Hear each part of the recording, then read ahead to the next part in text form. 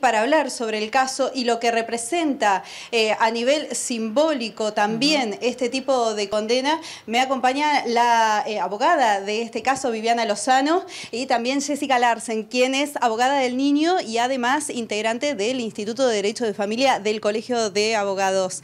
Viviana, muchas gracias por tu tiempo, igual Jessica, y consultar justamente qué lectura, cómo atravesar esta condena y justamente algunos detalles respecto a cuál será el destino de esta persona de aquí en adelante.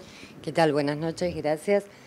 A ver, la satisfacción de que sea receptada una denuncia de estas características, que se entienda y que se haya entendido a través del fallo que estamos hablando de violencia económica, una violencia que no está solo dirigida al menor, sino también a la madre, porque la madre tiene que redoblar esfuerzos, redoblar trabajo, más allá de cubrir lo que a ella, entre comillas, le corresponde, tiene que salir a cubrir aquello que el padre no aporta, que no cumple.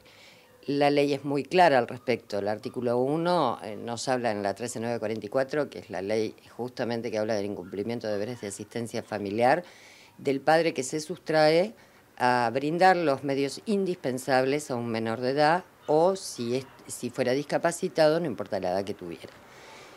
Acá no importa si tiene trabajo o no tiene trabajo, lo que importa es que tiene que colaborar económicamente con la manutención de su hijo menor. Es su obligación y es el derecho del menor.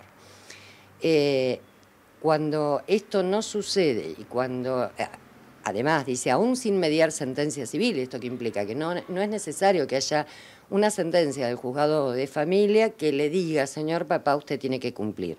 Tiene que cumplir desde que el chico nace, ¿no? O desde que el chico viene en camino. Y en este caso teníamos una sentencia del juzgado de familia, se lo había intimado en reiteradas ocasiones, se le había aplicado una multa que se llama astreintes y no cumplió nada, ni la cuota, ni las astreintes, nada. La madre hizo reiteradas denuncias, la última data del 2019, que yo misma la redacté y a partir de ahí empezamos a probar, a aportar pruebas a Fiscalía de que esta persona realmente tenía ingresos como para hacer un pago de cuota alimentaria. No se condena a alguien por no pagar mucho, se condena por no cumplir. Acá no estamos discutiendo si entregó 100 pesos, 100.000 pesos o 1.000.000. Así sea, hubiera colaborado con un paquete de arroz. Es la voluntad, es la obligación cumplida de una u otra manera. Si no tengo dinero, hacerlo en especies. Eso es justamente lo que se juzgó y se condenó. Además, le había dado de baja la obra social y tampoco había cumplido con el pago de la educación de este menor, derechos fundamentales del niño, ¿no? La cuota alimentaria abarca un montón de cosas. Sí, específicamente estaban acordadas esas cuestiones, pero pensemos que la cuota alimentaria no es solo la comida, es la vestimenta, educación, deporte, recreación, salud, vivienda. Entonces, si él no hace el aporte y la madre redobla esfuerzos, pero pensemos en época de pandemia, que estábamos todos encerrados y la madre no podía salir a trabajar. No está en relación de dependencia, sino autónoma, con lo cual no le ingresaba dinero para darle a comer a su hijo. No podía pagar el alquiler, no podía pagar la luz, no podía cubrir nada. Menos aún, el niño no tenía obra social. Entonces pensemos en ese momento, aunque sea aportarle, reitero, un paquete de arroz, absolutamente nada. Y eso es lo que se condenó. Antes de darle el pie a Jessica, consultarte en relación a la condena, porque es mucho más que una prisión condicional, porque además habrá un seguimiento de tipo psicológico, además tendrá que llevar adelante una formación vinculada con las nuevas masculinidades, es mucho más complejo que esto.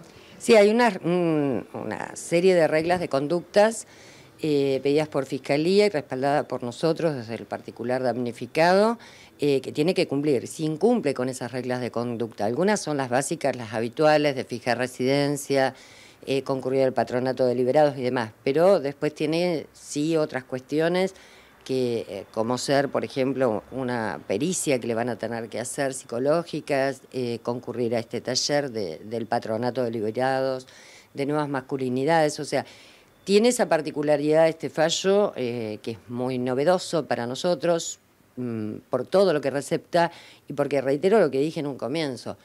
toma lo que es la violencia económica finalmente y se plasma. Nosotros siempre estamos abogando justamente para que se entienda que violencia no es solo el golpe, no es solo la física, no es solo la psicológica, está la sexual, la laboral, la económica. Hay que entenderlo, la Convención de Violento Pará la tiene prevista. Bueno, y acá al fin lo tenemos receptado. Él tendrá que cumplir las reglas de conducta. Si incumple las reglas de conducta, le puede ser revocada la condicionalidad e imponer el cumplimiento efectivo.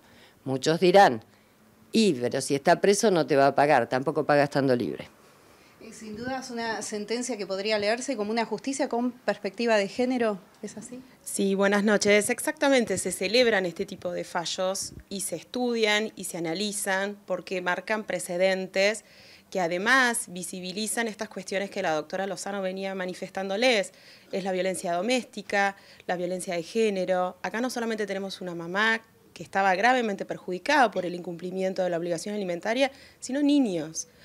El derecho alimentario es un derecho humano, no hay que perderlo de vista. Entonces, hay que visibilizar que el incumplimiento de la obligación alimentaria no es el incumplimiento de cualquier deuda, es el incumplimiento de una deuda que tiene como fuente o como causa un incumplimiento de un derecho humano.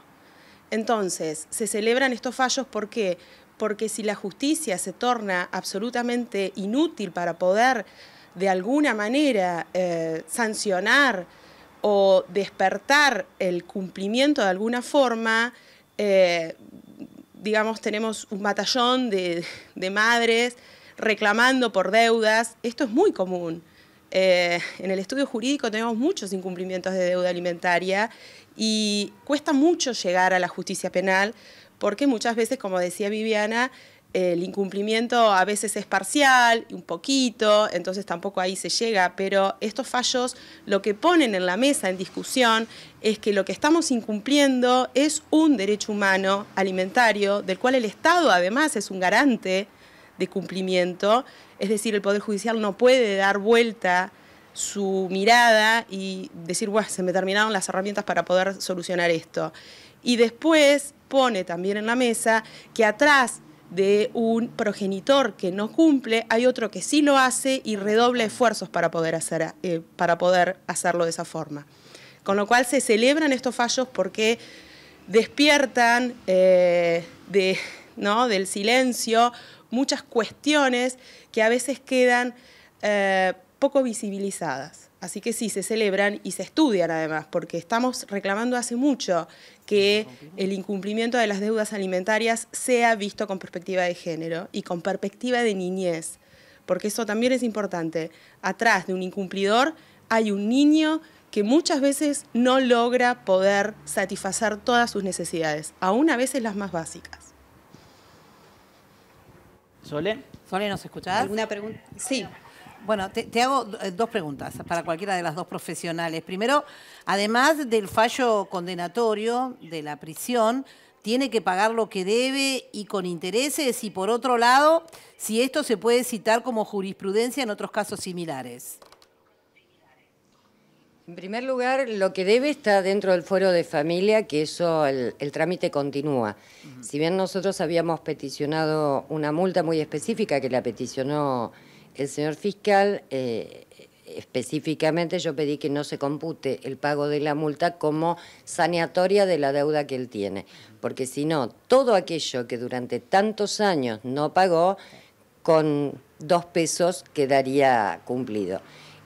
Por eso no se aplicó la multa, pero la deuda sigue estando vigente en el juzgado de familia, sigue con intereses, por supuesto, corriendo la deuda y las astrentes, la multa que se le pagó. Y no sé cuál era la otra pregunta. Si sirve como para citar como jurisprudencia en otros casos similares. Seguramente se ha citado muchas veces este fallo. Es reciente, esto es de ayer, ni bien quede firme, en algún momento quedará firme.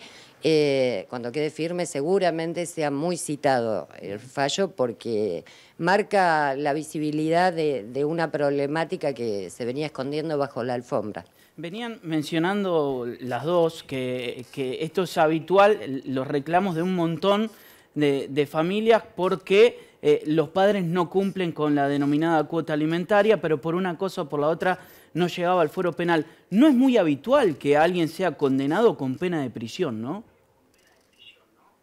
No, igual es ejecución condicional. La pena máxima que tiene este tipo de delitos es de 2 años. Esa es la pena máxima. Lamentablemente es muy baja para dar un escarmiento al incumplidor, pero obtuvimos una pena alta en relación al máximo. Hay muchos casos, muchas denuncias y no siempre se llega a juicio. Yo voy a ser realista, en este caso se intentó una suspensión de juicio a prueba, a lo cual nos opusimos, en el entendimiento que en las cuestiones de violencia de género no proceden los medios alternativos de resolución de conflictos, además que ofrecía una reparación económica que consistía en la suma de 500 pesos. Y creo que era una falta total de respeto hacia el hijo y a la madre del hijo, de tantos años incumplir, pretender solucionarlo con, reitero, 500 pesos.